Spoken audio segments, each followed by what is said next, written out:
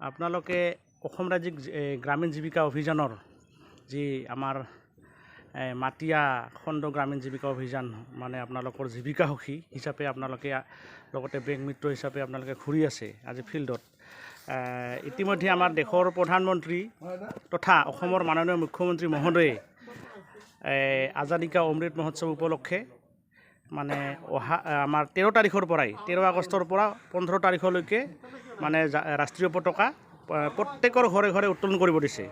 তো সেই হিচাপে আজি 14 তাৰিখ, আজি দ্বিতীয় দিন আপোনালোকে ঘূৰি আছে। আৰু কি কাৰণে আপোনালোকে ঘূৰি আছে, কি পৰিদৰ্শন কৰি আছে আপোনালোকে? আমি প্ৰত্যেক ঘৰতে চাই আছোঁ যে তেওঁলোকে পতাকাখন আচলতে উত্তোলন কৰিছে নে নাই। হয়, সেইটোৱে আমি গোটেই ঘৰে ঘৰে গৈছোঁ। আমি এতিয়া বলদমাৰী চৰ এৰিয়াত আহিছোঁ। এইখিনিত আহি আমি প্ৰত্যেক ঘৰতে সোমাইছোঁ আৰু চাইছোঁ যে পতাকাখিনি বহুতে কৰিছে, বহুতে আমাক সঁহাৰিও জনাইছে। কিছুমানে ভাবা নাছিলে যে কি কৰিব, তেওঁলোকে আনি হ'লেও আমাৰ আগত সঁহাৰি জনাই তেওঁলোকে উঠাইছে। এতিয়া আপোনালোকে যিমানকেইখন মানে পতাকা দেখা নাই তেওঁলোকৰ ঘৰে ঘৰে নিশ্চয় প্ৰৱেশ কৰিছে।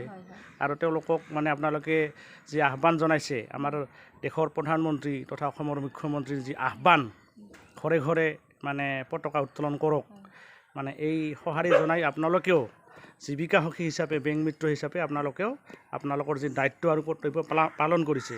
তো সেই হিচাপে আপোনালোকৰ এই যিখিনি মানুহে পতাকা উত্তোলন কৰা নাছিল তেওঁলোকে নিশ্চয় সঁহাৰি দিছে। তেওঁলোকে সঁহাৰি দিছে। আপুনি কি ক'ব? আমাৰ ফালৰ পৰা যিখিনি আমি চেষ্টা কৰিব লাগে চেষ্টা কৰিলোঁ, কিন্তু গোটেইখিনি আমাৰ সঁহাৰিত সন্মতি জনাই সেইখিনি কাম কৰি আছে। আৰু আপোনালোকে যিখিনি আহ্বান জনাইছে তেওঁলোকে আপোনালোকৰ সঁহাৰিৰ প্ৰতি লগে লগেই মানে ৰাষ্ট্ৰীয় পতাকা উঠাই লগৰ নাছিলে, সিহঁতে ঘৰৰ পৰা লৈ আহিছে আৰু লগে লগে উৰুৱাই দিছে।